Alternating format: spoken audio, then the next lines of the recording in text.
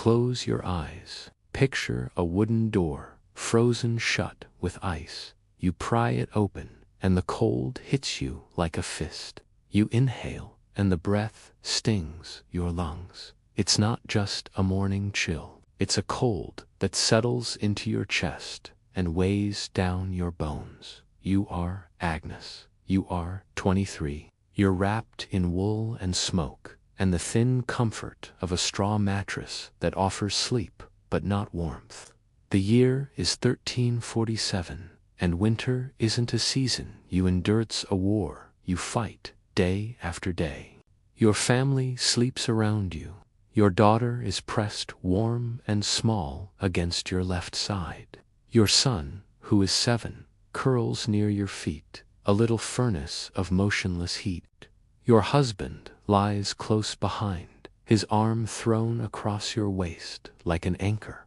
Your parents are here too, snoring and coughing, moving through the room in practiced silence. In the corner, separated by a low woven fence, are the animals that hold your future: sheep, chickens, and Edmund, the pig.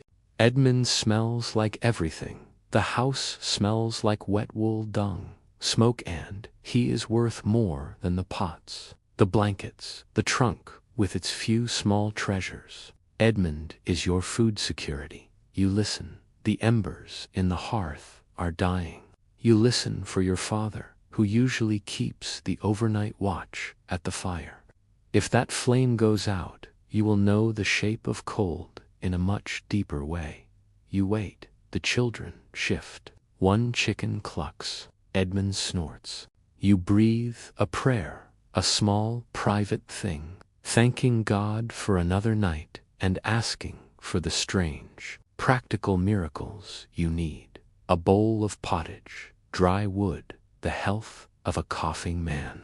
When your father finally stirs and coaxes a new flame from the ash, it feels like daylight has arrived twice. The embers' glow seems almost blinding after the complete darkness. Morning is a careful choreography of heat and work. Everything costs something. Even words are expensive, because breath is heat. You move in silence, carrying the heavy iron pot, the family heirloom, to the tripod over the hearth. You crack frozen water into it, and the metal hisses. You drop in dried peas, barley, and whatever turnip scraps remain. The pottage bubbles. It's not a meal of pleasure, but a thin promise that keeps bodies moving.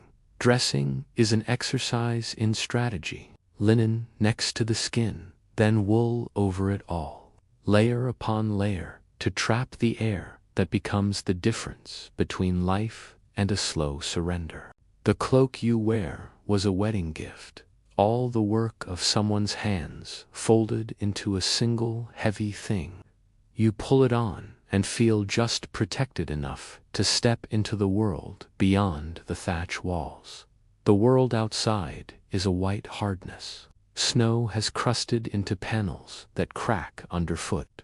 The village moves in a careful, economy-driven rhythm. Fetch water, break the thin ice on the well, gather what wood you can. The well is frozen over, and the whole village pounds and fights at its surface until buckets yield water again. The walk itself is a negotiation with fatigue and frostbite.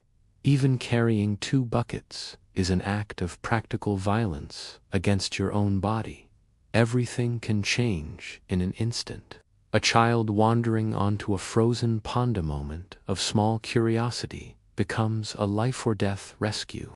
You slide onto the ice, distribute your weight, you reach, and you pull. Hands from neighbors hook into one another until a child comes back to breath. In this weather, wet clothes are a death sentence.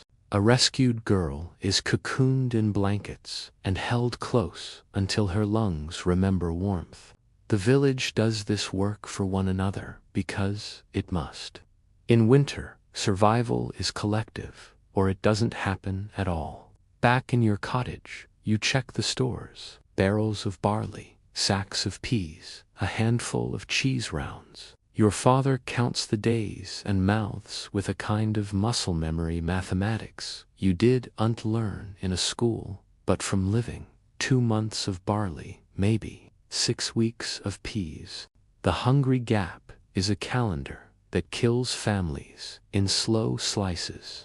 If the seed for next year goes into bellies now, then next year dies. If the seed stays, this year you eat thin. There are other fragile things. Your husband coughs a wet sound that sits heavy and ominous in the small room. There is no physician for you. There is Alice, the midwife, who brings elderflower and honey in a clay bottle, old remedies, and a practiced eye. You give the medicine, you keep him warm, and you watch the slow, terrifying business of how a cough can settle into the lungs and stop a man. All you can do is hope and tend and steady a body with food, blankets, and faith. Evenings are a ritual. Pottage is served again. The last onion, saved for flavor. A thin slice of cheese, split into 6 pieces like a blessing. The fire is fed with care, slow-burning logs, stacked to last through the night. Rushlights are lit and passed like small beacons in the gloom. You tell stories, because stories are a different kind of heat. You speak of a girl who walked to find the sun and brought it back, of grandfathers who arm-wrestled blacksmiths and won. You hold your child close while the wind tries to push the night through the wattle and daub walls. The animals snore. Edmund grunts, and you find an odd comfort in the small, ridiculous noises of life.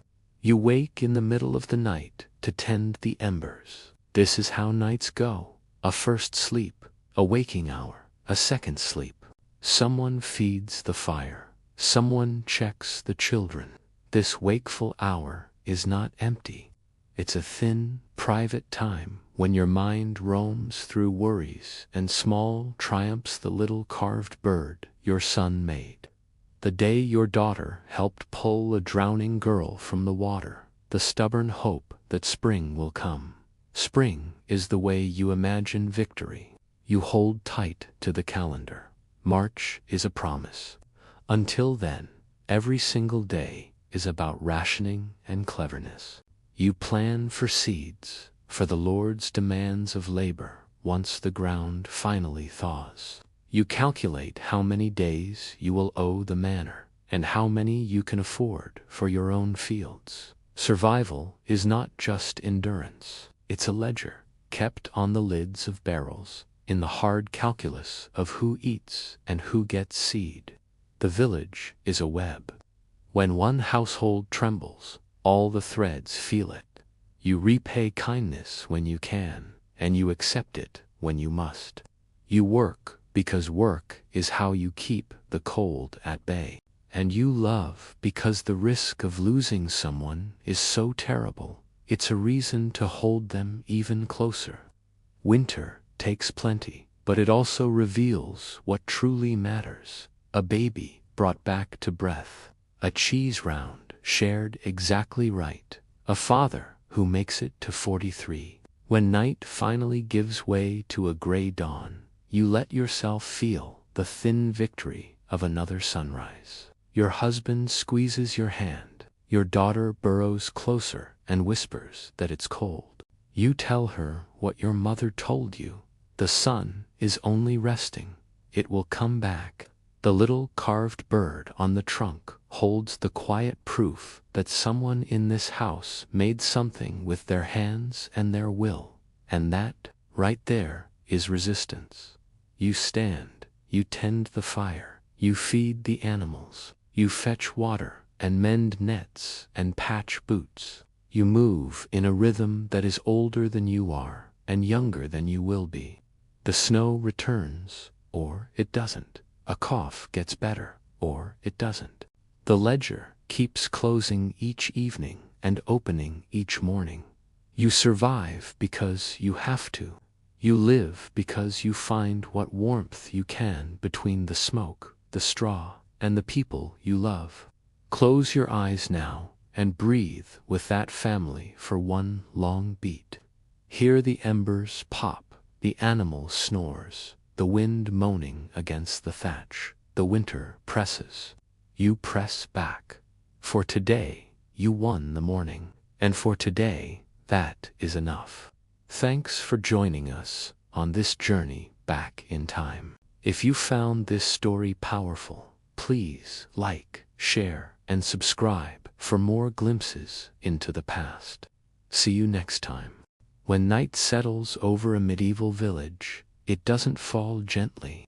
It closes in like something with weight, heavy, silent, absolute. You don't ease into it, you disappear under it. Agnes feels that familiar shift the moment the last hint of gray fades from the oiled linen window. The day isn't simply over. The world has passed into another state entirely, a colder, quieter one, where every sound seems louder and every shadow seems deeper. The cottage shrinks in the darkness, the corners fading, the roof beams disappearing above her, the fire becoming the single living thing in the room. Everyone breathes a little softer at night. Even the animals seem to know this is the hour when anything could happen. The first sounds of the winter night are always the same. The slow settling of the thatch as frost begins to gather on the roof, the tiny creaks of the wattle walls tightening in the cold, the whisper of wind pushing against the door, testing the latch like a curious hand. Agnes has heard these sounds every night of her life, yet they still stir something in her chest.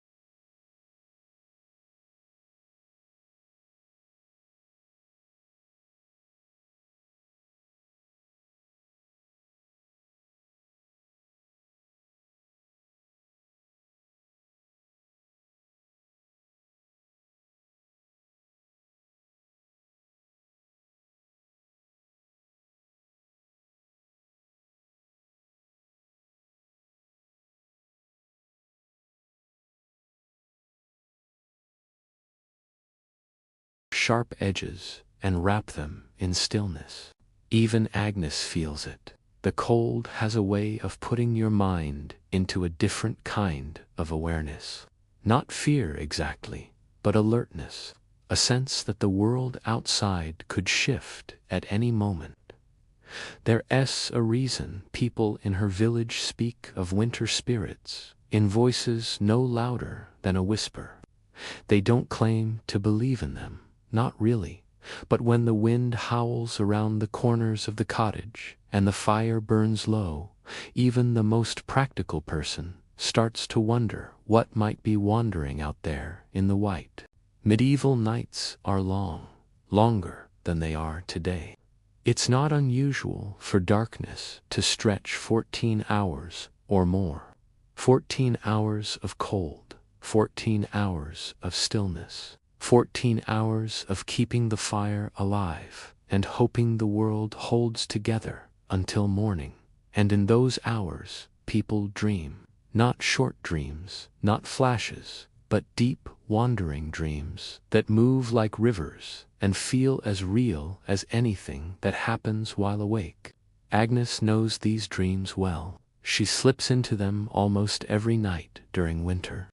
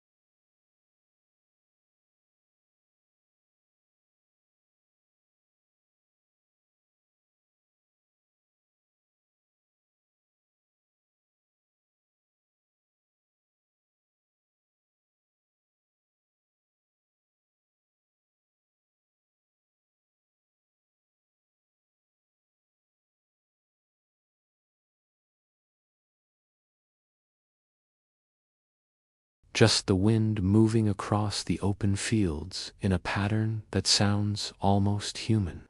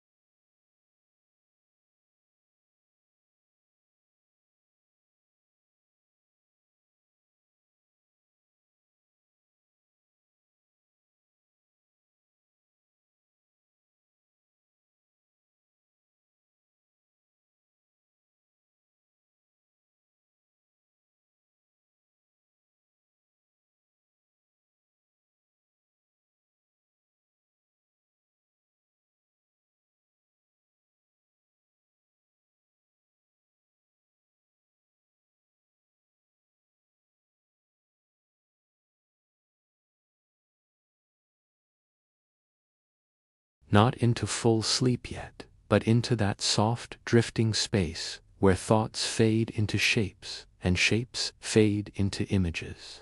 Winter superstition lives here. People say that in this half-dreaming state, the veil between the living and the unseen thins. They say you might hear your name whispered by a voice you don't recognize. They say you might see someone in your dreams who hasn't been alive for years. They say the cold outside seeps into your sleep and shows itself as wolves, rivers, snow-covered paths that twist into places no one should go. Agnes doesn't fear these stories. They are part of her world, woven into her nights like constellations, woven into a sky she never sees in winter. Her breathing slows. Her children breathe with her. Her husband's breath joins theirs. The room becomes a single living thing, a single shared warmth, a single small miracle happening in the dead of winter. Sleep begins to take her. Not suddenly, but softly, like a hand resting on her shoulder, like a quiet voice saying, "It's all right now." For a moment, Her last waking thought drifts across her mind. They survived another day. They made it through another night. And in a world this cold, that is a victory large enough to warm the soul. Agnes exhales. Her body softens. Her worries loosen their grip. And the winter night, ancient and indifferent, passes gently over her cottage while she sleeps. Thank you for joining me on this journey into the medieval past. If you enjoyed this glimpse into another time, please consider liking and subscribing for more stories. Stay warm, and we'll see you in the next one. Sleep doesn't come to Agnes like a door closing. It comes like a slow tide rising around her, first at her ankles, then at her knees, then at her chest, until her waking thoughts drift and dissolve into something softer, older, and quieter. The fire's glow fades into a warm blur behind her eyelids. The cottage sounds flatten into a distant hum. Even the cold seems to slip away, replaced by a heavy, peaceful warmth that pulls her inward, deeper into the night. In the medieval world, dreams aren't just random flashes of the mind. They are seen as journeys, as messages, as passages into places that only open in the heart of winter. And tonight, Agnes feels that passage opening. The first thing she notices is the light. It isn't firelight. It isn't sunlight. It's a pale silver glow, soft and steady, the kind of light that doesn't cast shadows. She finds herself standing in a landscape that looks like her village, but it's been washed clean of every footprint, every tool, every sign of work. Snow stretches in all directions, as smooth and unbroken as a bolt of new cloth. The sky above her holds no stars, no moon, only that same pale glow drifting like smoke. The cold here isn't sharp, it's gentle, like cool hands laid on a fevered forehead. She breathes. Breathe in, breathe out. The dream settles around her like a cloak, and she begins to walk. Her footsteps leave faint marks in the snow, but they fade almost as quickly as she makes them. The world feels weightless, like she's moving through a memory instead of a physical landscape. Dreams in winter often feel this way, untethered, vast, a place where the usual rules stop mattering. Agnes knows this sensation well. The villagers whisper that when the snow settles deepest, dreams open into the realm of wandering spirits. Not dangerous spirits, not necessarily, but watchful ones. Observers, guides, figures who approach when the world is coldest and the boundaries between things grow thin. And just ahead of her, a figure appears first as a blur, then as a shape. A woman. She stands very still, wrapped in layers of cloth that ripple gently, though there's no wind. Agnes doesn't recognize her at first. Her face seems both familiar and foreign, like faces from old memories she can almost recall but not fully place. The woman's eyes hold something steady, something knowing, something completely without fear. Agnes tries to speak, but she finds that words don't form in dreams the same way they do in waking life. Here, thoughts become gestures. Emotions become conversation. The woman simply lifts a hand and points toward the horizon. Agnes follows her gaze. There, far away, she sees a faint golden glow rising like the beginning of dawn. But it isn't dawn. She can feel that. It's something else entirely. A promise, maybe. A memory of warmth, or a memory of a time before winter. Agnes feels her chest tighten. Not in fear, but in a deep yearning, a longing for something she hasn't had in months. Sunlight, green grass, the sound of leaves instead of crunching snow. She takes a step forward, but the woman shakes her head gently. Not yet. The gesture seems to say, Some things can't be rushed. Even in dreams, some distances must be earned. The landscape changes as Agnes continues to walk. The snow turns to frost, the frost turns to mist, and the mist swirls and reveals fragments of her waking life. She sees a bucket frozen solid at the well, Edmund the ox snorting softly in the corner of the cottage, her father blowing gently on embers to coax them back to life. These scenes float by her like lanterns on water. She reaches out to touch one, and it ripples, turning into another image. Her daughter, laughing in summer sunlight, chasing chickens across the yard. Agnes aches at the sight.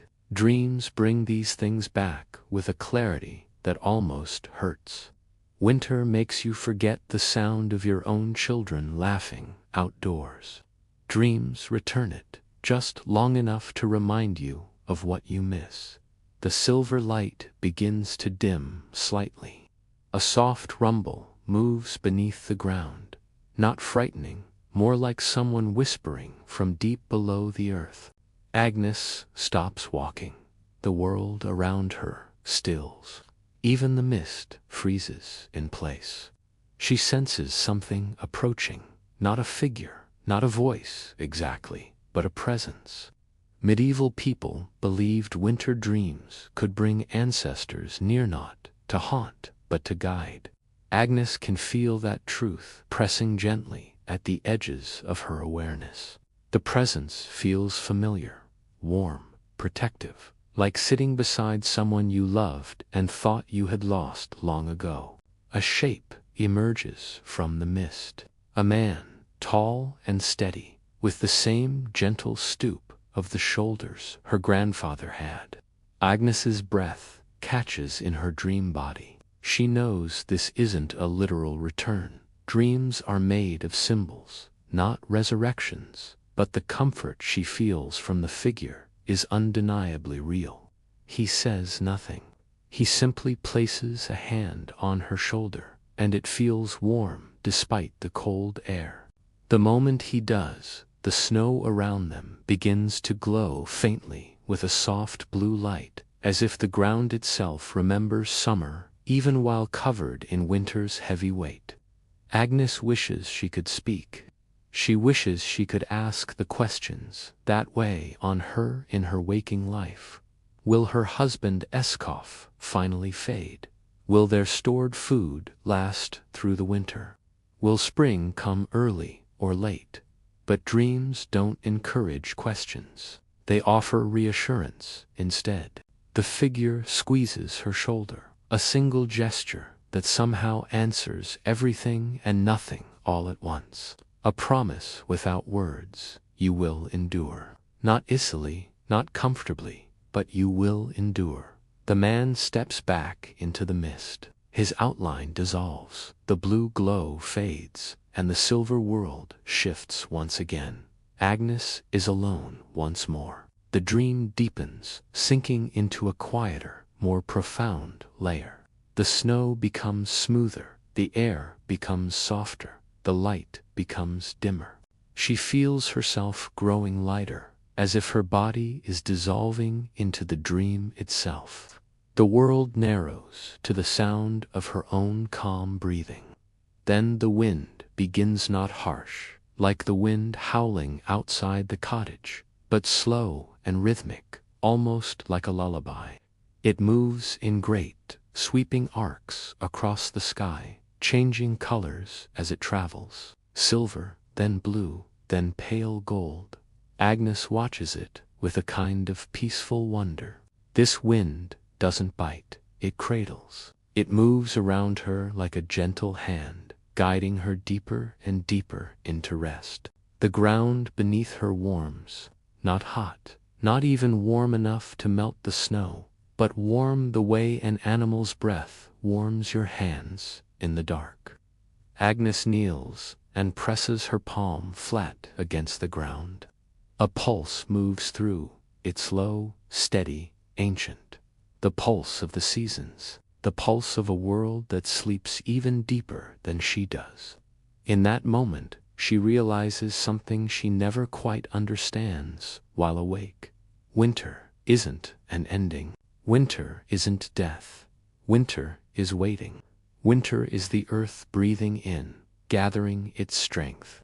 Spring is the long, triumphant breath released. The dream grows quieter still. Sounds fade, colors fade. Even her thoughts begin to drift apart, like snowflakes melting on her hands. She feels herself lowering into a long, weightless rest. The world around her doesn't disappear. It just softens, like a painting being smudged by a gentle thumb. Shapes blur. The horizon dissolves. Her feet no longer leave prints in the snow. She is simply floating. Far away, she hears a faint echo of the real world, a soft snore, the pop of a log shifting in the fire, the whisper of straw as someone rolls over in their sleep.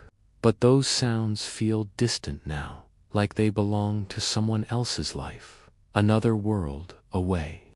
Her dream body remains cradled in the silver silence, completely safe, completely unseen by the bitter cold that rages outside her cottage walls. She exhales. The breath becomes mist. Then it disappears. The dream folds itself around her.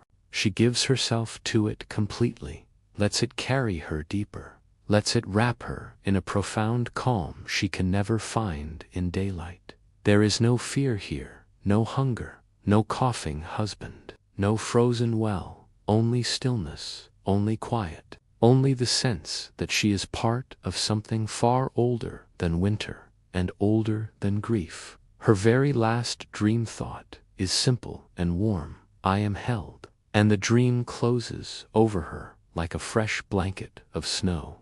As Agnes drifts deeper into sleep, the dream around her begins to shift, the way winter dreams often do, sliding softly from one shape to another, without ever fully breaking. The silver world that held her slowly melts into darkness. This isn't a frightening darkness, but a warm, velvety kind, like slipping beneath a thick wool blanket. The cold she felt moments ago fades. The weight of the winter outside her cottage walls dissolves. She floats in a silence so complete, it feels like the air itself has stopped moving. Her breathing becomes the only sound, steady and soft, like the gentle rhythm of a cradle rocking in a dimly lit room. The darkness isn't empty. It moves in slow, wide waves, like the ocean she's never seen but has heard about in travelers' stories. Each wave brings a quiet image with a memory, a hope, a fear softened into something harmless. A barley field in summer, golden and warm, the heads of grain swaying as if whispering to her. Her children running barefoot along a dirt path, their laughter echoing lightly. Her husband standing at the cottage doorway, healthy, strong, free of the cough that worries her. None of these scenes are sharp or bright. They glide past gently, wrapped in fog, softened at the edges. In this drifting space, time loses all meaning. There is no sense of night passing or hours slipping away. Only the steady, comforting pull of rest. Medieval people believed that deep sleep is undoubtedly physical need, but a spiritual one, a time when the soul travels to places the waking body cannot go. Agnes feels that truth more clearly now than she ever has. She feels herself being carried, not by her own will, but by something older, something woven into the fabric of winter, something that knows she is tired in ways that don't show on her face. For a long while, nothing changes. She lies in the dark, breathing in a soft rhythm, feeling as though she is floating inside her own heartbeat. Then, slowly, a faint glow begins to spread through the darkness. Not the silver light of her earlier dream, and not the golden glow of sunlight. This light is warm, reddish, flickering gently like the inside of a lantern. Agnes turns toward it, though she doesn't feel herself move. The glow grows stronger, pushing back the darkness, revealing a small cottage, her cottage, but not as it is now. This cottage is younger, newer, its walls uncracked, its roof undamaged, its hearth steady and strong. The door stands open, and warm firelight spills across the snow outside. She sees herself standing in the doorway, but much younger, perhaps 15 or 16.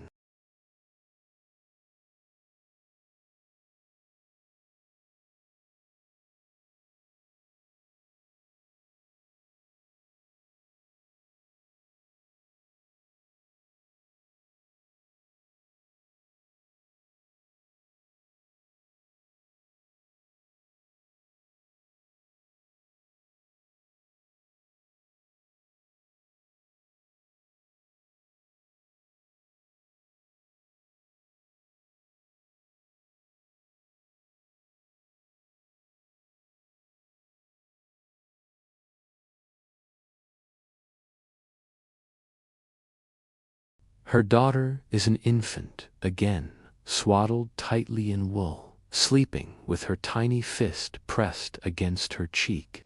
Agnes sits beside her, exhausted, overwhelmed, uncertain, but she strokes the baby's cheek with infinite tenderness. The fire crackles behind her. Outside, the winter wind pushes at the walls, but inside, everything feels warm, protected, blessed.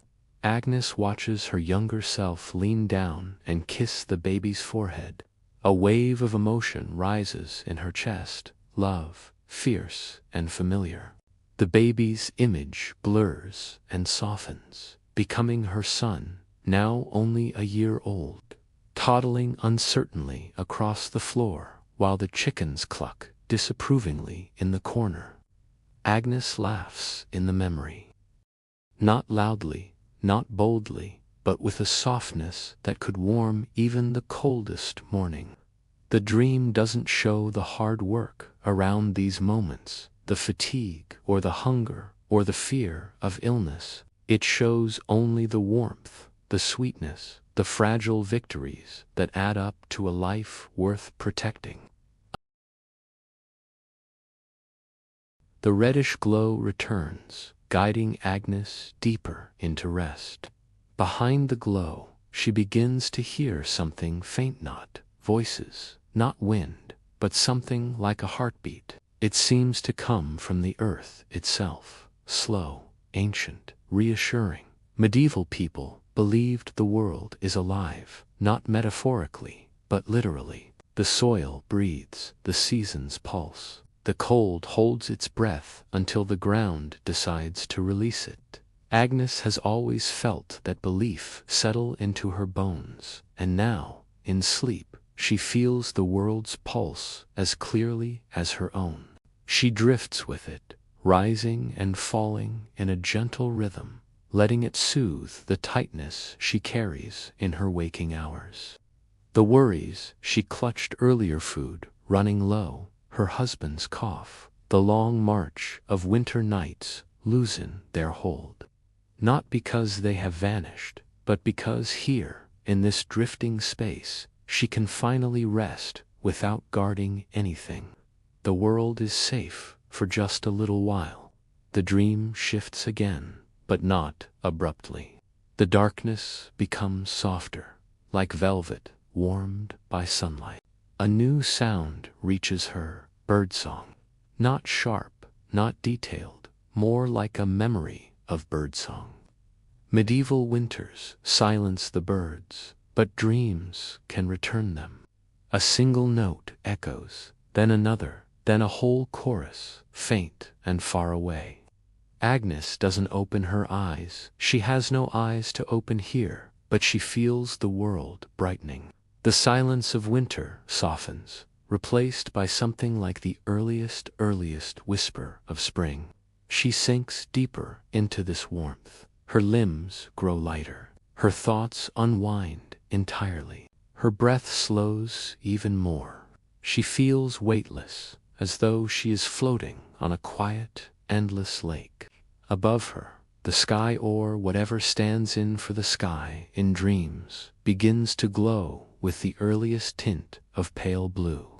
Not dawn yet, not even close, but a promise, a suggestion, the kind of color that appears behind closed eyelids before you actually wake. Agnes feels no urgency, no desire to rise. The dream holds her gently. The warmth beneath her grows. She can almost feel the straw mattress under her physical body, the faint pressure of her daughter's small form curled into her side. Their warmth reaches her through layers of unconsciousness. Her husband's breathing is a low, steady rumble that threads through the darkness like a lullaby. Her father's occasional cough is so familiar, it feels like part of the rhythm of night. She drifts between dream and body, not fully in either. A state medieval people knew well, the deep middle of the winter night when sleep wraps itself around every corner of the soul. Thoughts rise and fall like drifting feathers. Images flicker. A loaf of bread, a spinning wheel, a willow branch bending under snow, a small wooden bird carved by her son. None of them hold. They float away before she can grasp them. This is the deepest part of sleep, the part where even dreams begin to sleep, the part where the mind empties itself, where time disappears completely. Agnes feels herself dissolving into this quiet. She doesn't dream of ancestors now. She doesn't dream of fields or children or firelight. She simply exists in a soft, silent space made only of breath and warmth and darkness. A gentle shift begins at the edges of the dream. A faint tug, a small stirring. Something loosens in the darkness. Agnes doesn't wake yet, she is still far from waking, but the world around her begins to lighten by a breath, a shade, a whisper. The darkness becomes thinner, like cloth stretched gently. She feels the fire's warmth in the real world touching her cheek. She feels the tiny movement of her daughter's foot brushing against her leg. Somewhere, someone turns in sleep, causing straw to rustle softly. These small touches begin to weave themselves into her drifting dream. The warm, reddish glow returns, but lighter, softer, merging with the pale blue horizon forming behind her closed eyes. There is no rush, there is no jolt, just the slow, steady pull toward the surface of morning. She breathes in cold, she breathes out warmth, she drifts, and the medieval night, vast, silent, ancients, lowly begins to release her from its hold. Agnes wakes slowly, not with a start, but with a gradual return of awareness, as if someone has turned a dimmer up on the world.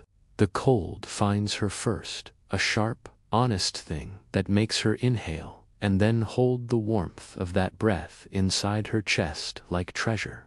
The ember glow in the hearth has settled into steady coals, red and patient. The cottage smells of smoke, and the sweet, stubborn tang of last night's onion now faded into the deeper scent of barley and fat. For a few seconds she lies still, letting the small comforts register, the steady rise and fall of her husband's breath, the soft rhythm of her son's sleep, the tiny warmth of her daughter tucked against her ribs. Outside, the wind has dropped. The world beyond the walls is not kinder, but it is quieter, and quiet in winter is a kind of mercy. She moves not because she wants to, but because routine is a muscle she has honed to the point of instinct. Her fingers find the cold leather of her shoes without looking. The wool cloak she slips on feels heavier this morning, saturated with the night's cold, but it is a second skin she knows how to arrange. Her feet hit the packed earth floor, and the cold spikes up through knit and skin and bone, making her gasp and then laugh softly at the sting. The laugh is small and private, the kind that comes from survival more than joy. The household still sleeps, the animals breathing low in their corner, Edmund snuffling in his pig-slow way as if testing the day's air for threats. Agnes steps lightly, careful not to puddle the warmth she has found in the bed, and reaches for the iron poker.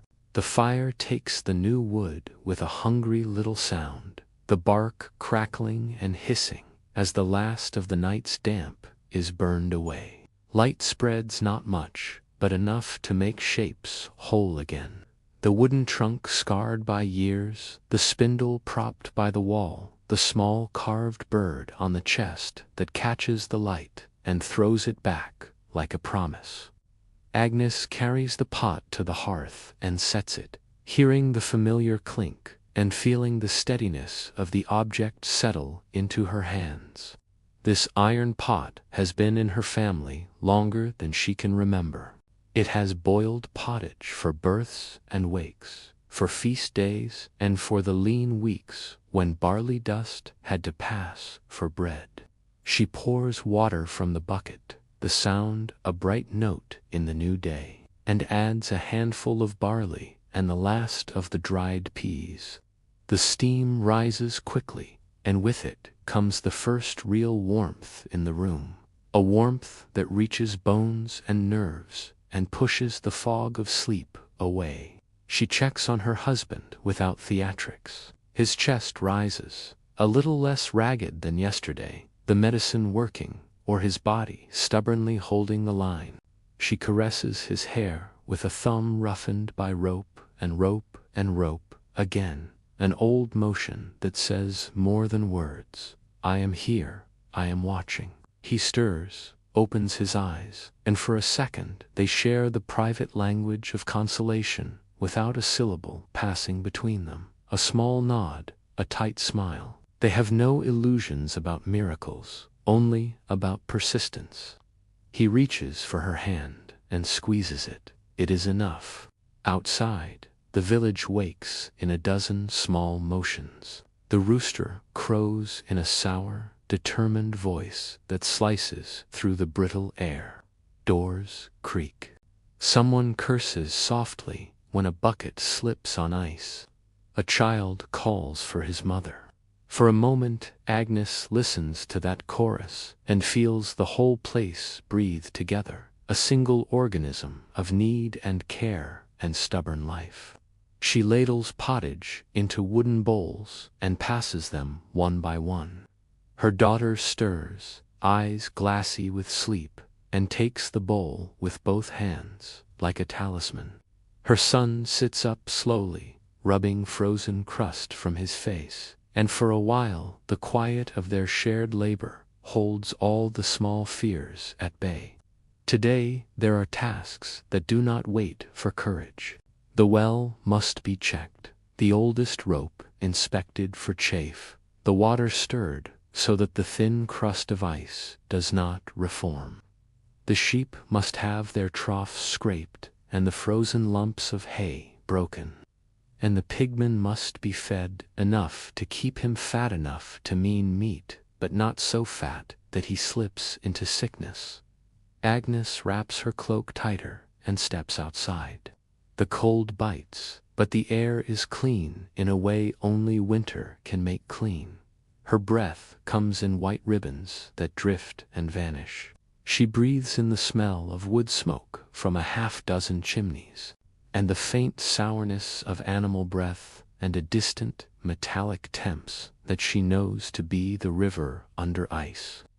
The thatched roofs are powdered with snow, and the fences are stockings of ice.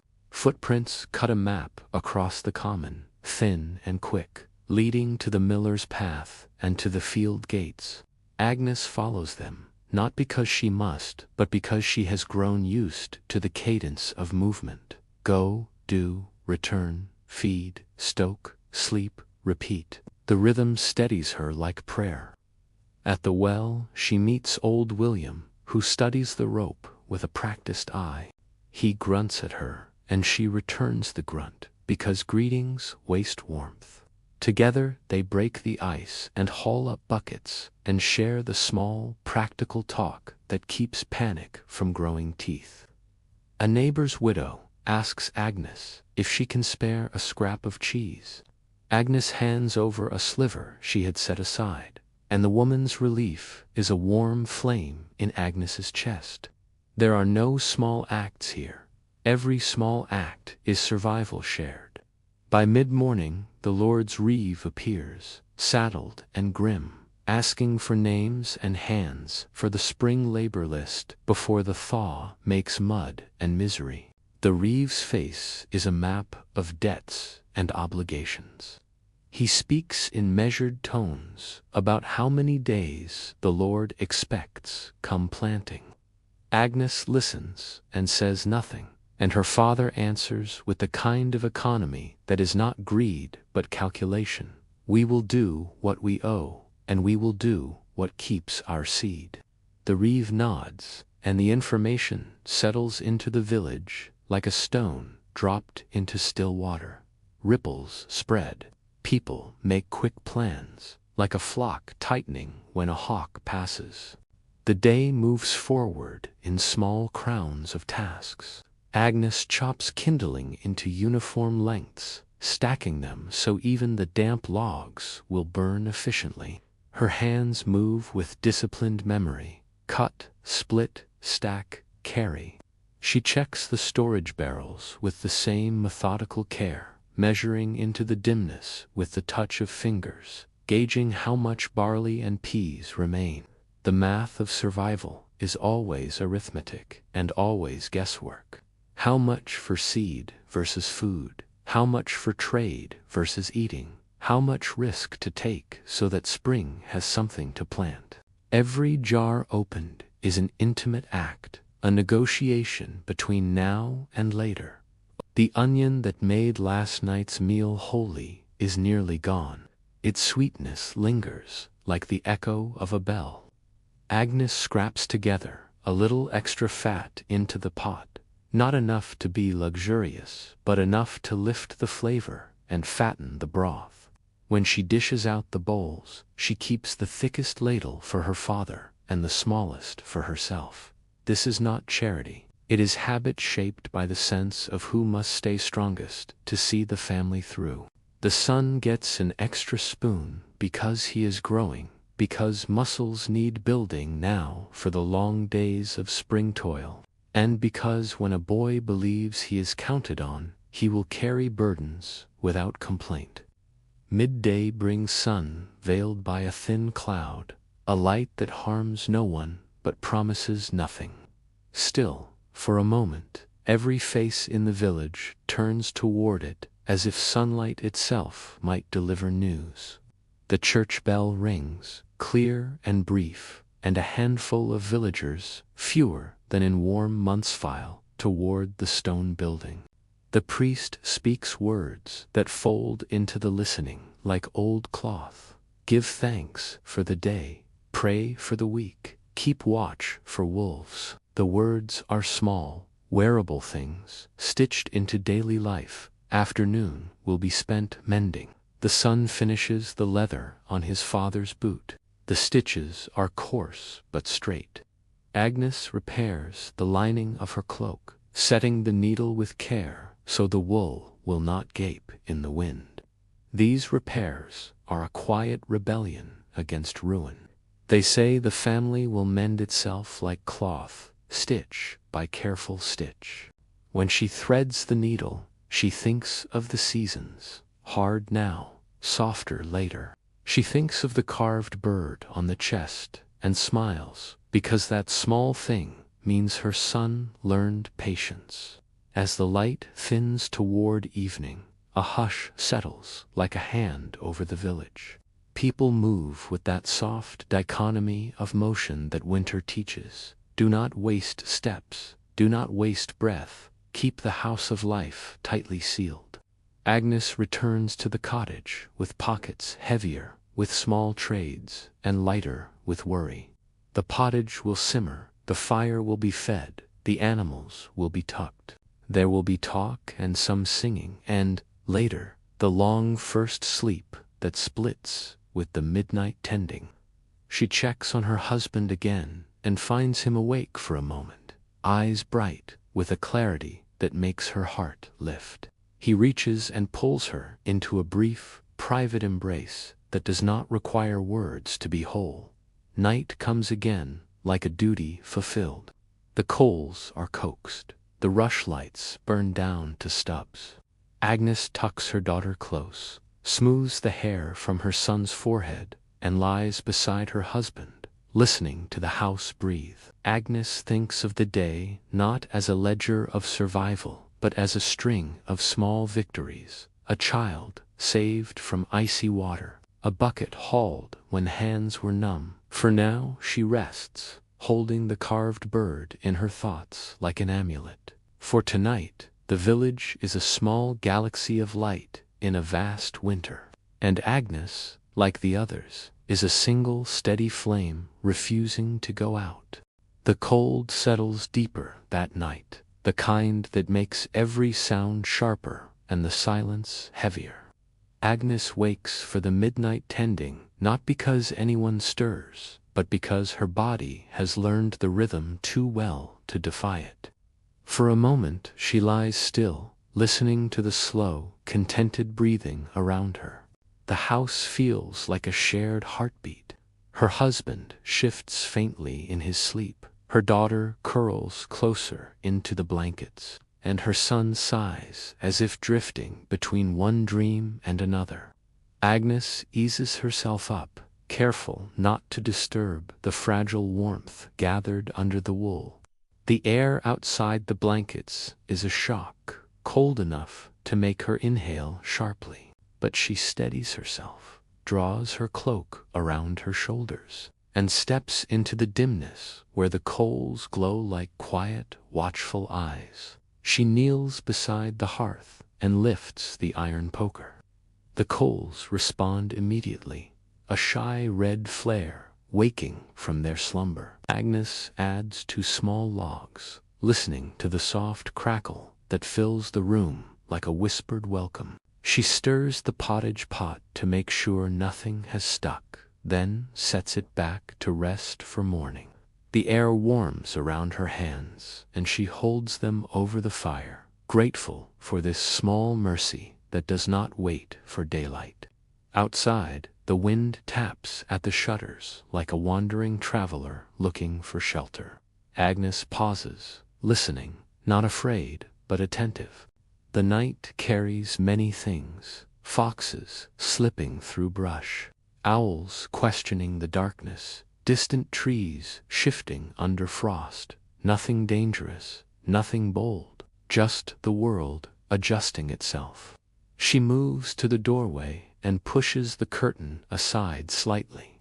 The sky outside is pale with moonlight, a silver wash that covers the ground, making the snow shimmer like powdered bone. Shapes of thatched roofs rise in quiet mounds. Footpaths have blurred under the white, as if the village has been erased and redrawn in softer lines. She steps outside only long enough to breathe the night air.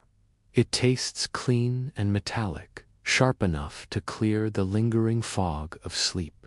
The cold touches her eyelids, brushes her cheeks, and sinks into her bones in a way that somehow wakes her more gently than any sound. Her breath floats upward in small clouds that drift like spirits. Agnes watches them vanish, feeling oddly comforted by how everything, even breaths, can disappear peacefully into the dark. Inside again, she checks on Edmund, the pig. He grunts at her arrival, a sleepy complaint, then settles his heavy head back down. She sprinkles a few grains for him and strokes the rough hair along his back. The animal's warmth rises slowly, a fragile but stubborn heat in the winter. Caring for him feels like caring for a promise: meat someday, grease for cooking, maybe a trade if luck allows. But right now, he is simply a creature, breathing, depending on her. She whispers something soft to him, not because he understands, but because the house feels too still not to fill it with a gentle sound. Agnes returns to the hearth and lets herself sit for a moment on the low stool. This is the hour when thoughts arrive uninvited. Not heavy ones, not frightening ones, just the drifting kind that settle like snowflakes, melting before she can fully grasp them. She thinks of her mother's stories, those murmured tales of winters long past when wolves howled closer and the nights felt endless. She thinks of summers that seemed impossibly golden, when barley fields shimmered and laughter carried farther on warm air. She wonders, briefly, what dreams her children are having.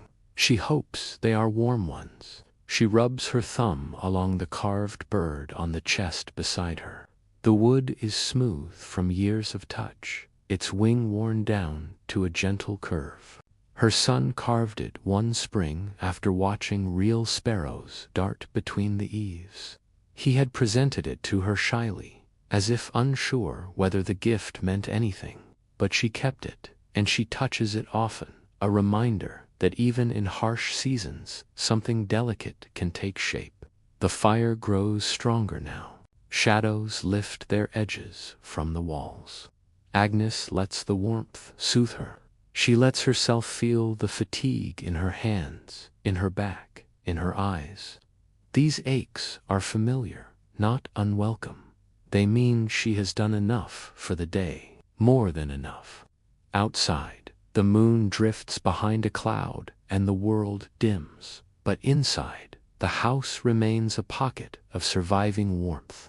She returns to the bed and slips carefully under the blankets. Her daughter shifts. Agnes kisses the child's forehead, tasting the faint salt of sleep. Her husband stirs, but does not wake.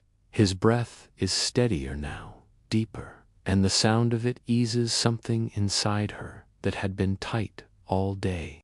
Agnes closes her eyes. The fire crackles softly. The roof creaks with settling frost.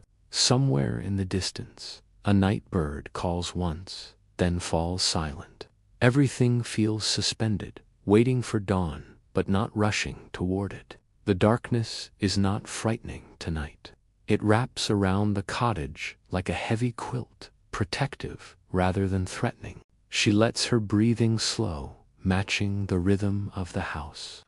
In the half-dream space, she imagines the sun already rising, warming the frost on the roofs, turning the snow into glittering water drops. She imagines barley pushing its first green shoots through thawed earth. She imagines her husband strong again, her children laughing in fields that hum with summer insects. None of these things exist yet, but they feel close enough to touch. The last thought she has before sleep claims her is simple and quiet. We made it through another night, and in a village where winter tests every soul, that small victory is enough to carry her gently back into dreams. The next morning, the dawn arrived slowly, not as a sudden burst of light, but as a pale, hesitant glow touching the horizon like a cautious visitor. Agnes woke before the sun had fully lifted. She didn't sit up right away.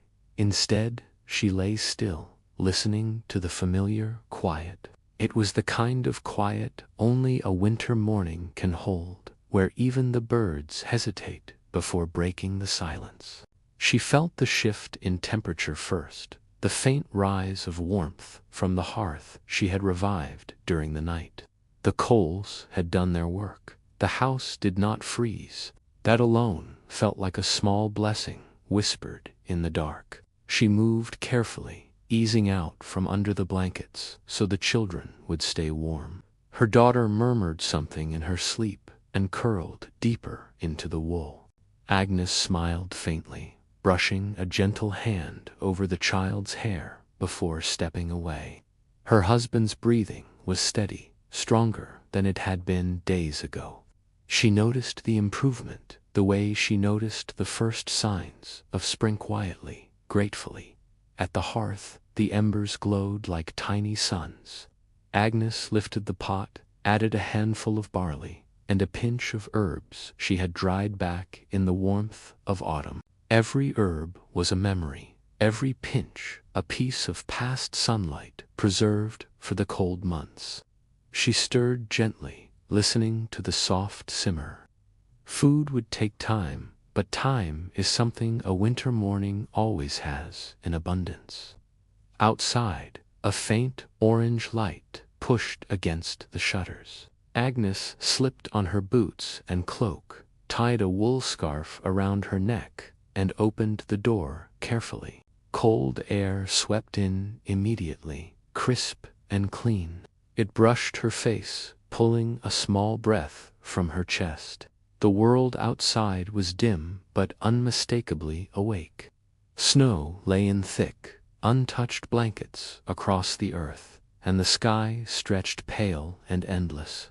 Smoke rose from 2 other cottages, thin, silver trails that told her the neighbors were up, beginning their own slow rituals of survival. Her first task was water. She walked toward the well, each step making a soft crunch in the snow.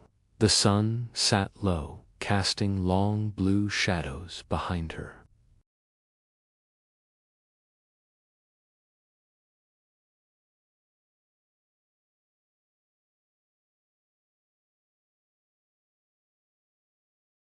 The water that came up was brutally cold, fresh, and clear. It stung her fingers when she touched it, but she cupped a handful anyway, bringing it to her lips. It woke her fully, clean as truth. Back inside, steam began to rise from the pot. Her children woke, one by one, with sleepy eyes and tangled hair. Her son yawned loudly, stretching his arms toward the ceiling, while her daughter rubbed her eyes with small fists and shuffled closer to the fire. They sat together without words for a while, watching the flames move like living creatures. Agnes ladled warm broth into small wooden bowls. It wasn't a feast, but it was enough. The children ate quietly, grateful for the warmth in their hands more than the flavor. When her husband woke, she helped him sit up, wrapped a blanket around his shoulders, and handed him a bowl.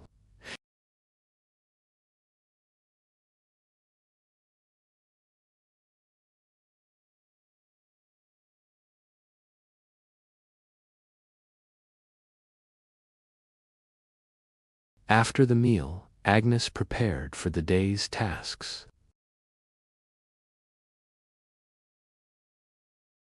She gathered her tools to mend clothing bone needles, coarse thread, and scraps of wool worn thin from use. As she sat by the window, sewing by the pale light, she watched the village begin its morning rhythm. A neighbor led a goat toward the barn. Another woman shook out blankets, the frost drifting from them like tiny white feathers. Smoke curled up from a dozen chimneys, each one a sign of life, holding firm against the season.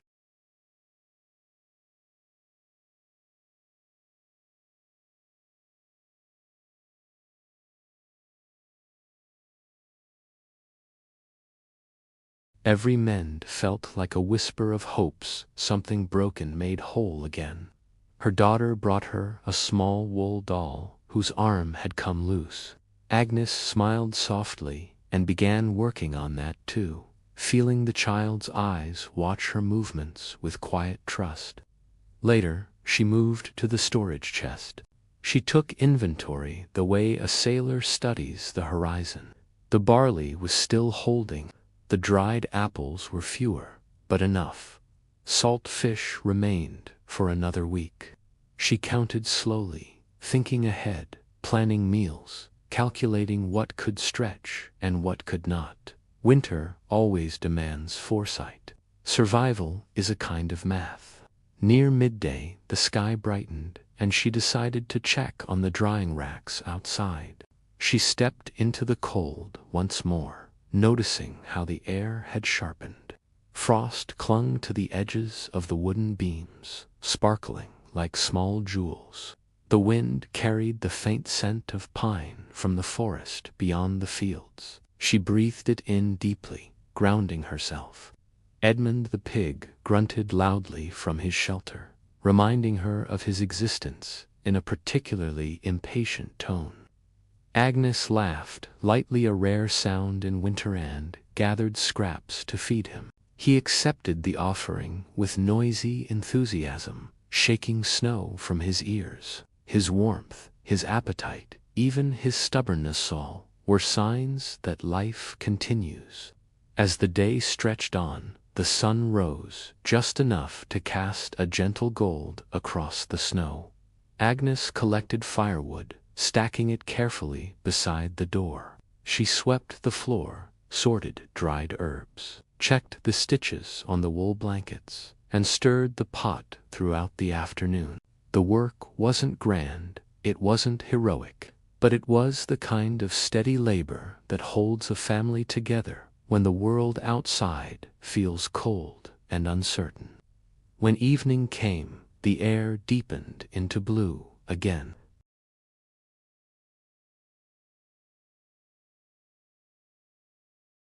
Her children settled near the hearth with carved wooden toys. Her husband sat with his back against the wall, watching them with eyes that seemed a little brighter today. Agnes sat beside him, leaning her shoulder against his gently. The warmth of the fire spread through the room, flickering softly across their faces. The candle flame wavered as if breathing with them. Outside, night settled without hurry. The wind quieted, the frost returned, but the house remained a small island of warmth and breath and heartbeat. Agnes listened to her children's laughter soften into yawns, then into the hush of sleep. She wrapped another blanket around them, smoothing their hair the way she did every night, with a tenderness she never spoke aloud. Finally, she sat by the fire again, watching the last light dance. She thought of her mother's hands, her father's voice, the long line of winters behind her. She thought of the spring that will come, slow and uncertain but hopeful. She thought of tomorrow, and the next day, and the next, each one a step through the season. For now, though, she let herself be still. The house breathed, the fire whispered. The world outside rested beneath its blanket of snow, and Agnes, wrapped in quiet and warmth, drifted gently toward sleep. Another night survived. Another day waiting to unfold, another small victory in the long rhythm of winter. Night settles over the village with a slow, deliberate heaviness, as if the darkness itself is pulling a wool blanket across the world. Agnes feels it gather outside the walls long before she sees it. The light through the oiled linen dims from gold to blue, then from blue to a soft, fading gray. By the time she finishes clearing the bowls from supper, the last color has drained from the sky. The kind of darkness that follows is ancient, almost alive, familiar to every generation that came before her. She moves through the house quietly, checking the fire, adding to small logs, adjusting them until the orange glow rises into a warm, breathing pulse. Her husband watches her from the mattress, his eyes half-lidded but soft with gratitude. He doesn't say anything. He doesn't need to.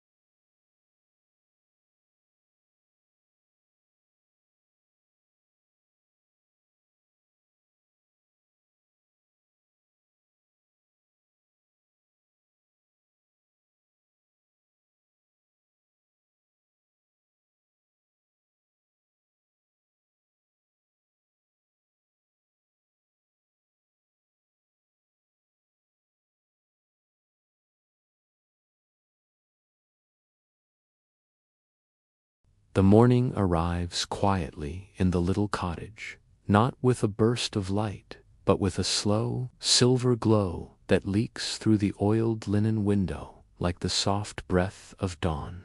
Agnes stirs first, though she doesn't fully wake.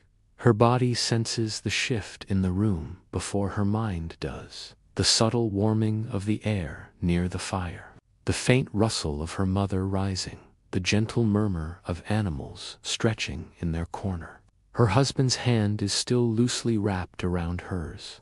Their fingers remain intertwined even in sleep, as if neither wanted to risk letting go during the coldest hours of the night.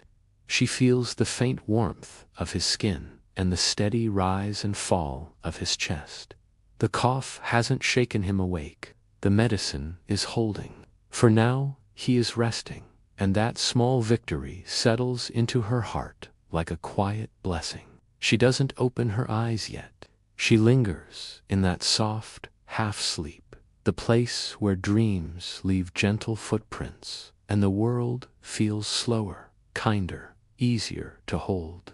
Her daughter is tucked into her side like a small bird, breathing sweetly, her tiny fingers curled against Agnes's arm. Her son lies just beyond them, sprawled across the straw, in a position only deep sleep can justify. The cottage is warm, not warm like summer or like deep comfort, but it's warm enough to breathe without pain, warm enough for fingers to move without freezing, warm enough to remind Agnes that last night's fire kept its promise, that they had all survived the deepest, darkest part of the night. Her mother is moving across the room now, her bare feet whispering over the packed earth floor as she tends the embers. Agnes can hear the soft scrape of wood being shifted, the quiet exhale of her mother coaxing flame from ash.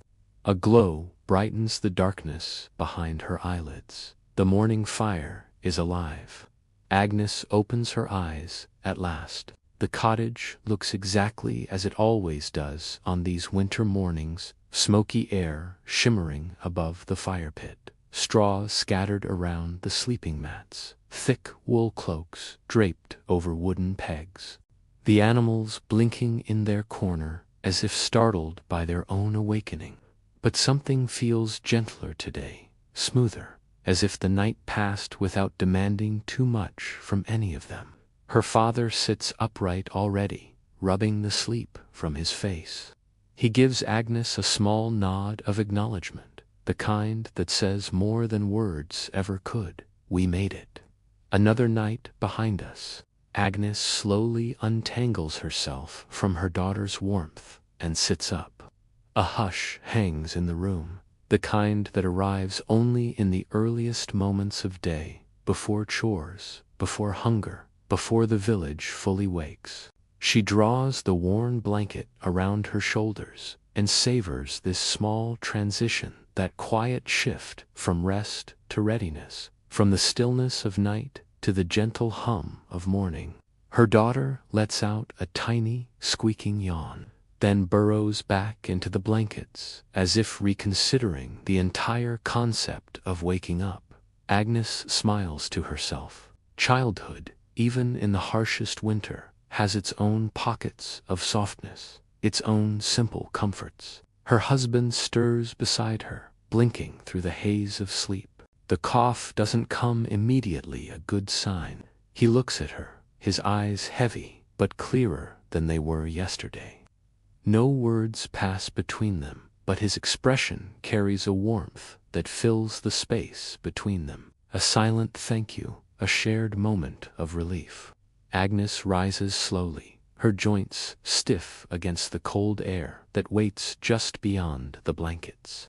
She moves to the fire, letting the heat kiss her hands, pulling life back into her fingers. Her mother hands her a piece of wood without speaking.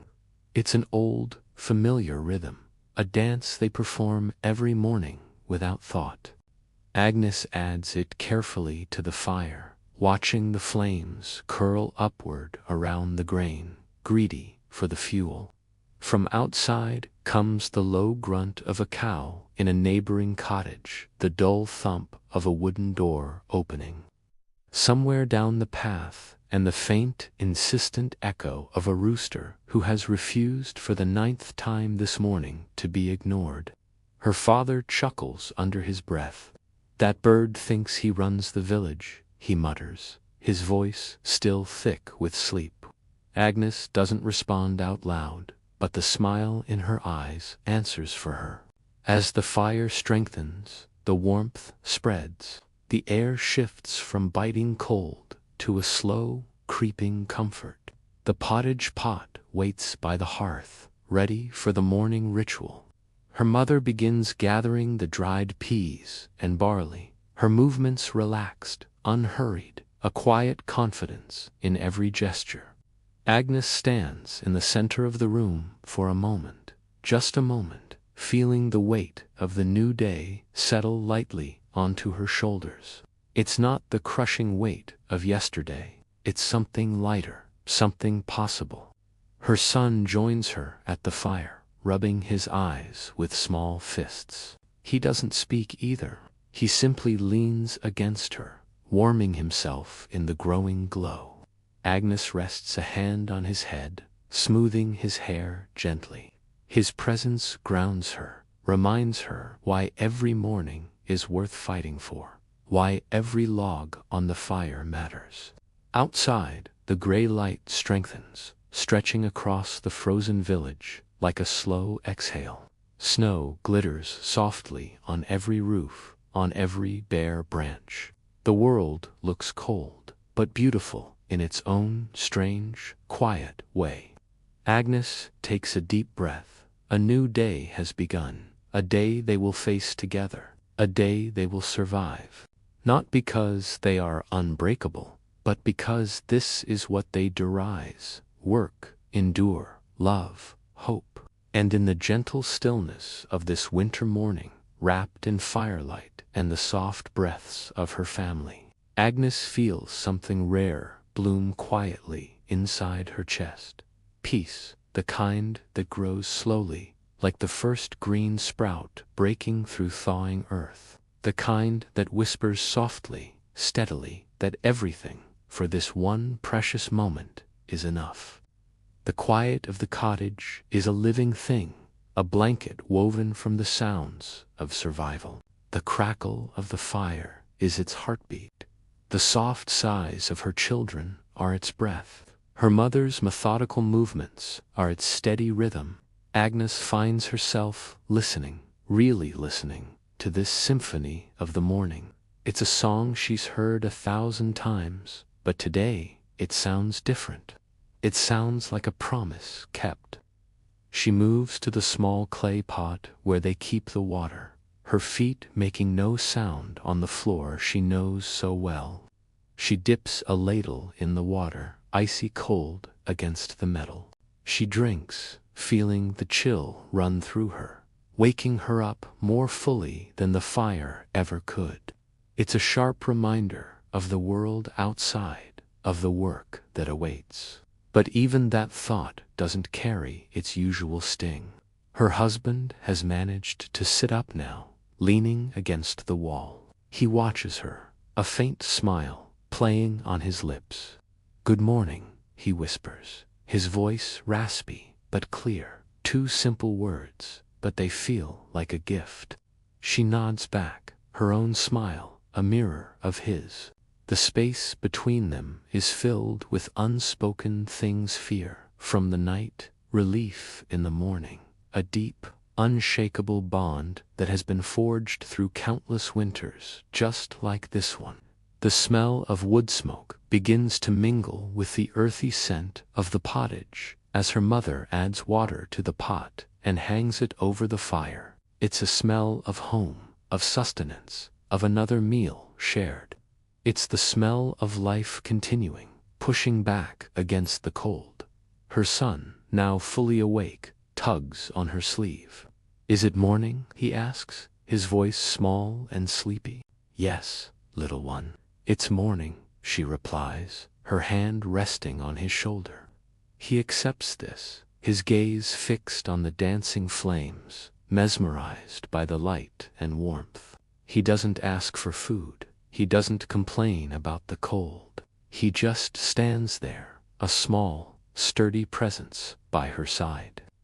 In his quiet resilience, Agnes sees the strength of their family reflected back at her. Her father clears his throat and stands, stretching his stiff limbs. He walks over to the small window, peeling back a corner of the linen to peer outside.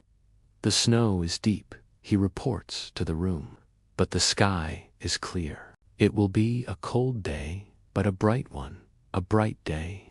The words hang in the air, full of potential. A bright day meant they could see what was coming. A bright day meant the world wasn't just a smothering blanket of gray. Agnes watches her family, each one a separate point of light in the dim cottage, all of them connected by the invisible threads of love and duty.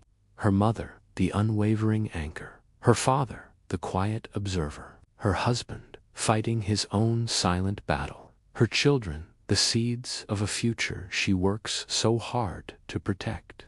She feels a surge of something powerful, something more than just relief. It's a fierce, quiet determination.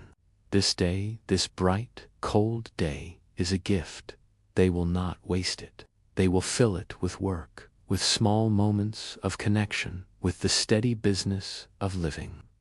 She walks back to the fire and holds her hands out one last time, absorbing the heat deep into her bones. The cottage is filled with a soft, golden light now, pushing back the last of the shadows.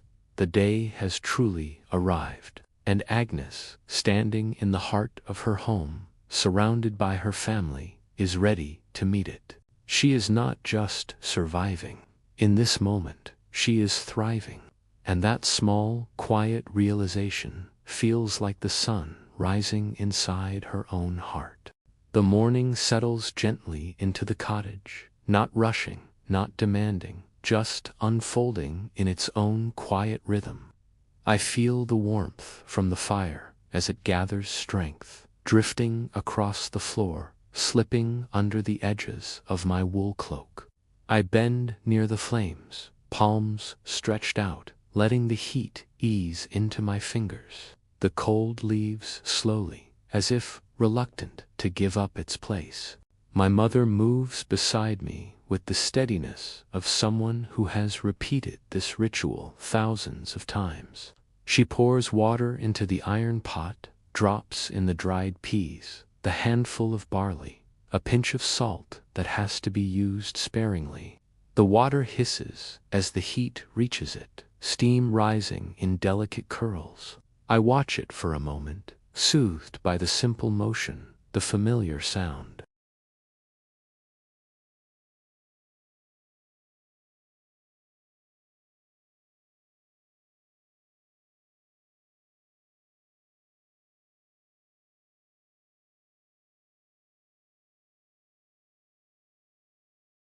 I sway gently, a barely there motion that calms us both. The smell of smoke clings to her hair, the scent of winter itself.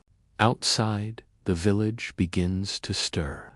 A dog barks once in the distance. Boots crunch through snow somewhere down the path. A ladder creaks against a cottage wall as someone climbs onto a roof to shake off the night's snowfall before the weight becomes dangerous. Each sound is familiar, predictable, comforting in its own way. My father sits by the fire now, his hands spread toward the flames. His face is lined with age and cold, but this morning he looks lighter. Maybe it's the small feast of cheese from the night before. Maybe it's the warmth of knowing he made it to another birthday. Or maybe it's the simple gift of a quiet morning where nothing has gone wrong yet. I place my daughter beside her brother, who has begun carving another piece of wood, his brow furrowed in deep concentration. The two children whisper to each other, picking up the threads of a game that probably began days ago and will continue until spring. I step outside for the first time, easing the heavy door open and letting a blade of crisp, bright air slice through the room. The cold wraps around me instantly, but I breathe it in anyway, the kind of inhale that wakes every part of my body. The world outside is quiet. Snow lies thick across the village, unbroken except for the narrow paths made by yesterday's footsteps. Every roof is crowned with ice. Smoke rises in thin streams from the cottages, tracing soft curls against the pale sky. The forest beyond looks frozen in place, trees stiff and silent under the weight of winter. I brush a thin layer of frost from the window ledge, watching it scatter like powdered glass. I take a step out, my boots sinking into the snow with a satisfying crunch. The air bites at my cheeks, but my cloak shields me, and I pull the hood tighter around my face. For a moment, I just stand there, listening to the stillness, the kind of stillness that only winter can create, heavy, calm, untouched, as if the world itself is holding its breath. I walk toward the woodpile, my boots marking fresh prints in the untouched snow. The logs are stiff with frost, but I select the driest ones, stacking them carefully in my arms. The cold seeps through my gloves, but I don't flinch. I know this sensation well. It's the signature of winter, a small price for survival.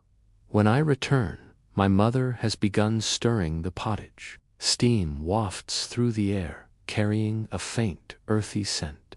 I set the wood down by the hearth, rubbing my hands together to bring feeling back into my fingertips.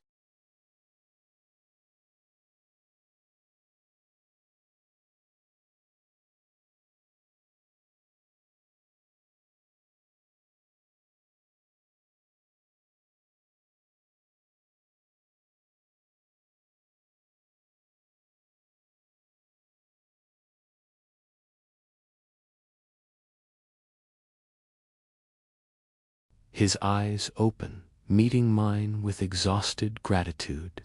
The medicine is helping. Rest is helping. Hope is helping. He smiles softly, a small smile, a tired smile, but real. I return it. The day moves forward gently, like a river under a sheet of ice. Slow, steady, impossible to stop. The pottage thickens. My children shift closer to the fire. My mother hums under her breath, a tune passed down through generations of women who have stirred this same pot in this same season, in cottages just like this one, all across England. I breathe it all in, the smoke, the steam, the warmth, the fragile comfort that winter mornings can offer. For a moment, time feels suspended. The cold outside, the heat inside, the family gathered close, the simple work of staying alive. And in this space between tasks, I feel something returning to me, a softness, a calmness I had forgotten I could still feel in winter. A moment that holds me gently, telling me without words, you are safe for now, you are together, you have made it to another sunrise. I close my eyes and let that truth settle into me like a warm cloak. This day, like every winter day before it, will bring work and worry and small battles.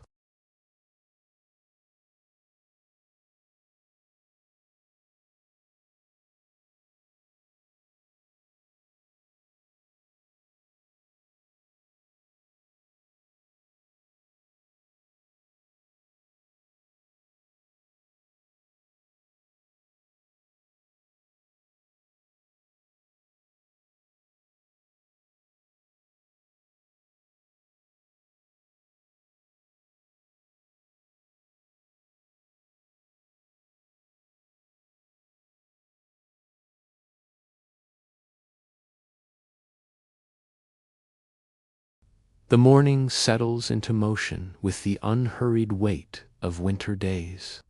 I stand by the fire, my hands wrapped around a wooden cup, letting the warmth soak into my palms. In the pot, the pottage simmers, soft bubbles rising and bursting lazily on the surface. The gentle sound blends with the quiet breathing of my children and the faint rhythmic scrape of my mother's spindle. Everything moves slowly. Everything feels suspended in a calm that only winter can create. My husband shifts in his bed, adjusting his blankets, the sleep still heavy on his face. When his eyes meet mine, there's a clarity I haven't seen for days. It's not strength, not recovery, not yet, but it's a steadiness, a sense that his body is finally fighting its way back from the edge. I kneel beside him, brushing a hand across his forehead. Still warm, but no longer frighteningly hot. He gives a small nod, the kind that says, "I'm still here." I nod back. Sometimes that is enough. My son and daughter sit cross-legged near the fire, whispering to each other, their voices as soft as ash. The wooden bird my son carved rests in his lap, its wings outstretched, catching the firelight in its smooth curves. He turns it over and over in his hands with the seriousness of someone holding a precious treasure. His sister leans into him, her hair falling across her face as she watches the flames with a sleepy fascination. Outside, the wind has quieted. I can hear the faint murmur of village life returning footsteps across the snow. A cough from a nearby doorstep, the distant creak of a cartwheel stiff with ice. A dog barks twice, then falls silent, as if even it understands that sound carries too far in this season. My father rises slowly, pressing a hand to his knee as he stands. Age shows itself in winter more clearly than in any other time. Each joint stiffens. Each step becomes a negotiation. But he stretches, breathes deeply, and begins preparing for whatever tasks the day will demand. He checks the tools near the door, the leather straps, the wooden buckets, all the small repairs waiting to be finished. He moves with purpose, even in the cold. I step outside again, pulling my cloak tight around my neck. The snow has settled softly over the village, smoothing every surface until the world looks untouched and new. My boots sink into the powder, and the cold air tastes sharp, almost metallic. I look toward the distant line of trees, their branches heavy with ice, glinting faintly under the pale morning sky. I imagine the wolves somewhere beyond them, pacing through the drifts, silent ghosts moving through a white world. But not close, not today. Today feels gentler. I gather an armful of logs from the pile, brushing the frost from their surfaces before carrying them inside. My breath forms clouds in the air, and I watch them drift upward before disappearing. There is something strangely beautiful about the stillness, the simplicity of it, even with all the danger that winter carries. Inside, my mother is ladling pottage into bowls. The children lean forward eagerly, warming their hands on the rising steam. I hand my husband his bowl, and he holds it carefully, letting the heat soak into his fingers. The smell of barley and peas, simple as it is, fills the cottage like a tangible comfort. We eat quietly. Winter meals are often full of silence. Not because there is nothing to say, but because every mouthful is precious, every warm spoonful a small, powerful reminder that life continues. My daughter slurps loudly, and my father lets out a soft chuckle under his breath. Even that tiny laugh feels like a spark of warmth against the cold. After breakfast, I fold my cloak around my shoulders and step outside once more. I walk a slow circle around the cottage, checking the walls, the roofline, the places where snow has piled dangerously high. My breath moves in steady clouds as I work, tapping at the timber frame, brushing away loose frost, ensuring that nothing threatens the fragile safety of our home. Further along the path, I see Martha outside her cottage, scattering grain for her chickens. She looks up, lifts a hand in greeting, her expression tired but steady. I lift a hand back. No words are exchanged. They aren't necessary. The simple acknowledgement is enough. It is a shared understanding, a silent promise that we are all in this together. I continue toward the well, carrying the wooden buckets by their handles. The air feels slightly warmer now, or maybe I've simply adapted to the cold again. As I walk, I hear the faint hum of voices spilling out from other cottages' murmured conversations, the soft shuffling of morning chores, the quiet echoes of life carrying through the still air. At the well, I find old William already working, hammering gently at the thin layer of ice that has formed overnight. He steps aside to let me draw water, nodding once with a silent courtesy that is common among us in these times. I lower the bucket carefully, hearing the deep, satisfying splash when it breaks the surface of the dark water below. I pull it up, the rope stiff with frost, my muscles straining against the weight. Every drop of water is earned in winter. When I return home, my mother is sweeping the floor with a bundle of stiff reeds bound together with twine. The sweeping isn't really for cleanliness. Winter refuses to let anything stay clean for long, but for order. It's for keeping the cottage livable in the way that matters most, pushing back against the slow creep of chaos.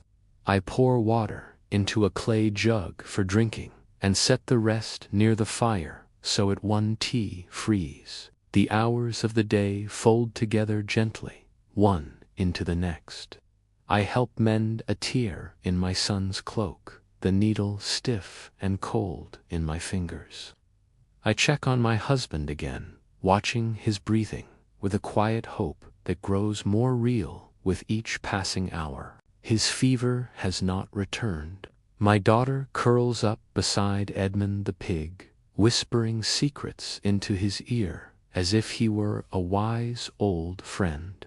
He grunts softly, half asleep, content with the attention, his great flank rising and falling in a slow rhythm. The afternoon light filters in through the oiled linen window, thin and pale. It stretches across the floor in a long, cold beam. I watch it shift slowly, inching across the packed earth like a sundial of winter. It makes me feel time moving, not quickly, but faithfully. It's a quiet reassurance that the day is progressing, that the sun, however weak, is still making its journey across the sky.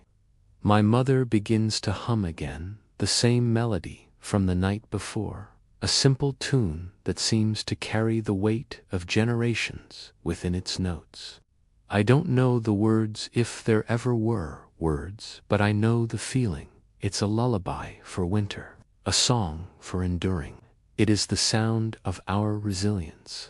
The fire burns steady, a living heart in the center of our home. The animals rest, conserving their energy. The cottage itself seems to breathe in warm pulses of light and shadow. I settle beside the hearth, pulling my children close. My son leans his head against my shoulder, still turning the wooden bird in his hands, its shape now familiar and comforting to his touch. My daughter climbs into my lap, her hair warm from the fire, her eyes growing heavy as the quiet afternoon deepens around us. I hold them both, feeling the steady rhythm of their breathing, the soft warmth of their small bodies pressed against mine. Outside, the world is cold and vast and unrelenting. It is a place of hardship and uncertainty. But here, in this small circle of firelight, life is simple and soft and safe. For now, that is enough. It is more than enough. Thank you for spending this quiet moment with us. If you enjoyed this story, please consider subscribing for more tales from the hearth. Stay warm and stay well. Night folds itself around the cottage once again, settling over the village with the deep, heavy quiet that only winter can create. The last light fades slowly, turning the snow outside into a pale, glowing sheet before the darkness finally claims it. Inside, the fire breathes a low, steady pulse of amber light, casting warm shapes across the walls. Agnes sits close to the hearth, watching the flames as they rise and fall, each flicker steadying her breath a little more. Her children are already asleep, curled in their blankets like two small animals sheltering in nests. Their cheeks glow softly in the firelight, and their breaths rise in gentle rhythms that soothe the whole room. Her daughter's hair lies in loose curls across her face, and her son's hands are wrapped protectively around the little wooden bird he carved. They look peaceful, untouched by the worries that shadow every adult through winter's long, unforgiving stretch. Agnes's husband rests without stirring, his sleep deep and healing. His breathing is still uneven, but no longer fragile. She kneels beside him for a moment, listening to the rise and fall, feeling a quiet relief wash through her.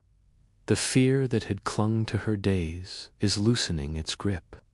Not gone, but gentler, less sharp. His illness no longer feels like a storm raging through the house. Now it is only a shadow receding into the corner, slow but certain. Her father sits on his usual stool near the door, hands folded over his knees. The day has left him tired, but the calm of evening softens his features. His eyes drift from the fire to the children, then to Agnes, offering her a look full of the unspoken reassurance only a parent can give. Her mother sits nearby, mending a small tear in a blanket, her needle glinting faintly each time it catches the firelight. Even her slow, practiced movements feel like part of the night's rhythm. The cottage hums with a quiet harmony, a balance of breath and warmth and soft sound. Agnes lets herself sink into it, feeling the edges of exhaustion blur into something softer. She stretches her fingers toward the fire and feels the heat seep into her bones, spreading slowly through her hands, up her arms, across her chest. The warmth feels like a gentle hand smoothing away the tension of the long day. Outside, the wind sighs, not the sharp howl of a storm, but a low, wandering breath drifting through the trees, brushing snow across the frozen ground. It moves past the walls like a lonely traveler continuing down a dark road. Agnes listens to it, not with fear, but with a strange sense of companionship. Winter speaks in many voices. Tonight, it speaks softly. She rises and steps to the door, lifting the latch just enough to peek outside. A thin ribbon of moonlight spills across the snow, bright enough to make the earth shimmer like powdered silver. The village lies still beneath its frozen blanket. Smoke trails lazily from a few chimneys, curling into the cold sky before dissolving.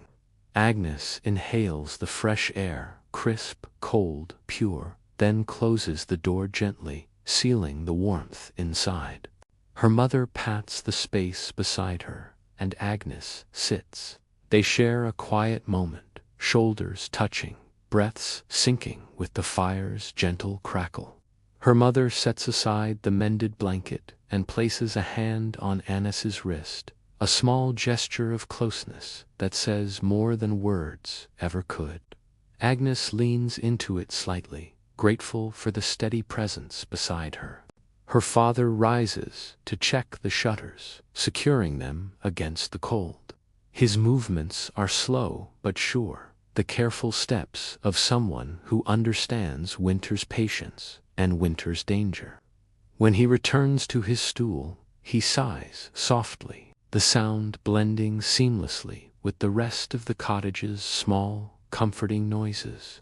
Agnes returns to her place near the fire. She picks up the spindle lying beside her, though she barely spins at all. Instead, she lets the wool slip through her fingers in long, gentle motions, savoring the texture, the softness. It reminds her of spring lambs, of warm mornings yet to come, of fields turning green again. Winter can take much, but it cannot take the imagination of warmer days. The shadows on the walls grow longer as the fire lowers. Agnes stirs the embers once more, coaxing the flame higher. Her movements are slow, deliberate, almost meditative. Each spark that flickers upward feels like a promise, a small, glowing reminder that even in the coldest nights, warmth persists. Her children shift in their sleep, murmuring small dream sounds. Agnes rises and tucks the blankets closer around them, smoothing their hair, brushing her fingertips lightly across their cheeks. The simple act fills her heart with a depth of feeling that takes her by surprise, a mix of love, fear, hope, and something softer than all of them. She returns to her place by the fire, letting her eyes drift half-closed. The warmth wraps around her like a quilt. Her body relaxes, sinking into the familiar fatigue of a long winter day. Her thoughts slow, her breath deepens. The fire's glow softens into a warm haze. The cottage feels timeless now, like a world suspended outside the reach of cold or danger. The walls hold the warmth holds the family, and Agnes feels held to by the fire, by the quiet, by the gentle weight of safety in this single moment. She lets her head rest against the wall, eyes closing fully this time. The fire crackles softly. Her mother's needlework has stilled. Her father's breath is deep and even. Her children sleep without worry. Her husband's chest rises with steady rhythm. The night settles completely, and Agnes, wrapped in peace, drifts slowly into sleep, carried by the warmth of the fire and the quiet assurance that this night, at least, will be kind.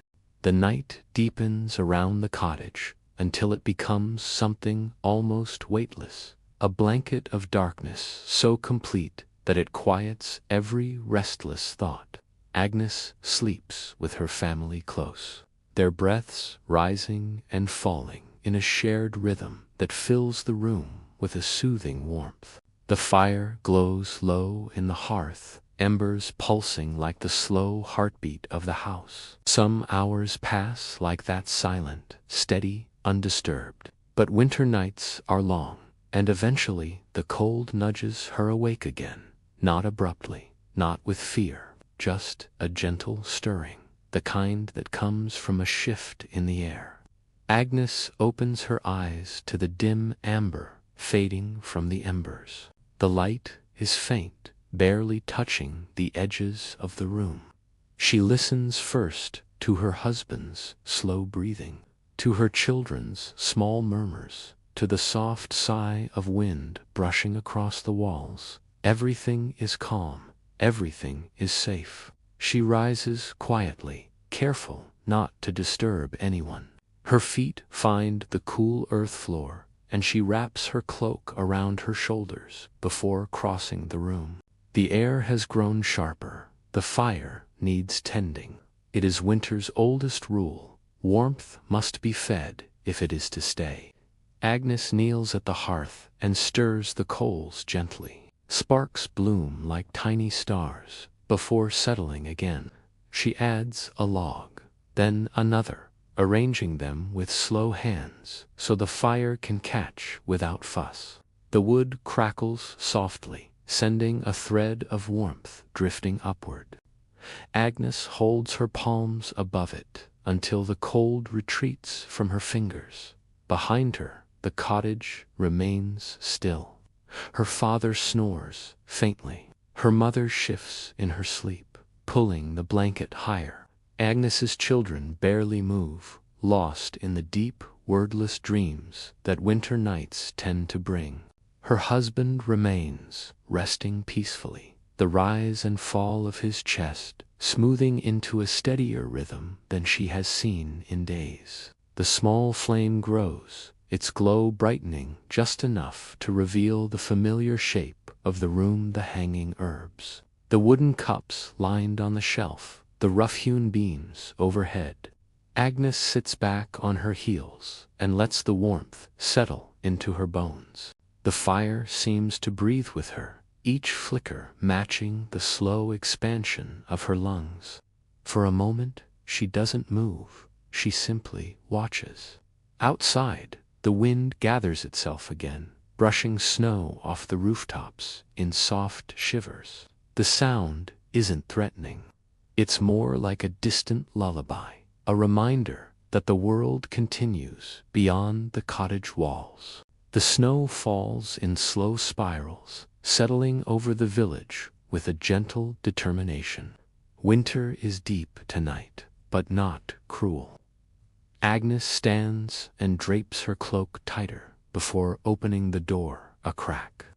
A sliver of cold air spills in, crisp and startling, but refreshing somehow. She peers out at the village, resting under the moonlight. The rooftops glisten like frosted silver. The well stands silent, its rope stiff with ice. The path leading past her home is buried again, softened by fresh layers of snow. Every footprint from the day before has been erased, as if winter is patiently rewriting the world each night. A faint glow outlines the forest in the distance. The trees stand tall and unmoving, their branches weighed down by frost.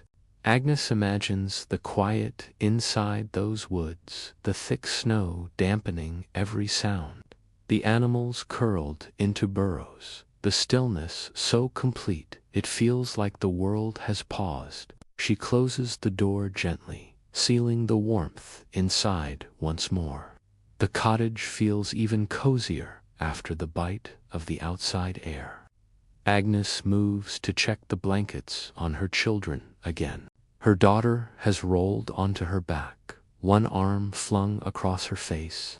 Her son is curled tightly, clutching the wooden bird as if guarding a secret treasure.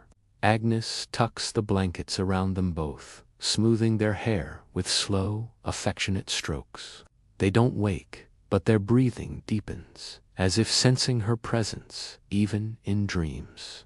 Her husband stirs slightly when she kneels beside him.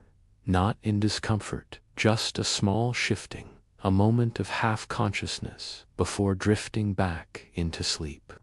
Agnes brushes her hand across his shoulder, feeling the steady warmth beneath her fingers. She whispers something soft, the kind of wordless comfort shared only between people who have endured many winters together. His breath steadies again. Agnes returns to the fire and sits on the low stool, drawing her knees to her chest. The flames dance in a steady rhythm now, filling the cottage with a faint glow that softens every shadow. Her mother's mended blanket lies neatly folded nearby. Her father's carved wooden star sits beside the hearth, waiting for morning. These small things, these quiet pieces of love and work, give the room a sense of completeness. She rests her head against the wall and lets her eyes close halfway. The warmth settles around her like a gentle embrace. Her breathing slows. The sounds of the cottage blend together, the fires whisper, the soft breaths of her family, the occasional murmur of wind outside. It feels almost like the world has stopped moving, just for a little while, giving her permission to rest. Her thoughts drift, not in sharp lines, but in soft, drifting shapes. She thinks of fields in spring, of green shoots pushing through thawed earth. She thinks of warm rains, of children running barefoot, of sunlight falling through leaves. These are distant things, but they feel real enough to touch in the quiet of this winter night. The fire dims, but not dangerously. It settles into a steady glow, the kind that will last until morning. Agnes lets her head tilt slightly, her body relaxing into a deep, gentle heaviness. Sleep begins to pull at her, soft as wool, warm as breath. She opens her eyes one last time, just long enough to glance at her family, her children safe, her husband healing, her parents resting. The sight fills her with a slow, blooming peace. She closes her eyes again. The wind softens, the fire sighs, and Agnes, wrapped in warmth and quiet, and the fragile safety of her winter home, drifts slowly back into sleep, carried by the steady rhythm of a night that holds her gently.